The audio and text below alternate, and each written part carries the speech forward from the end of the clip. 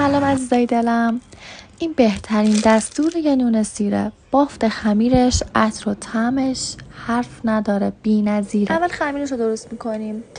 آردمون رو با نمک و شکر و پودر خمیر مایع، روغن زیتون و شیر توی ظرف قاطی میکنیم.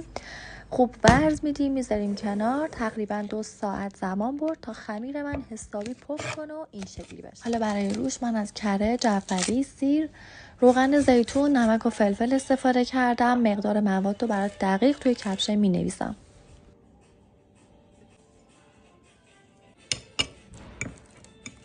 حالا خمیرم که گذاشتم کنار برمیدارم، پفشو میگیرم، ورز میدم، به 2 قسمت تقسیمش میکنم، با وردن باز میکنم. از موادم روش میریزم، پنیر پیتزا میریزم، میذارم داخل فری که از قبل داغ شده.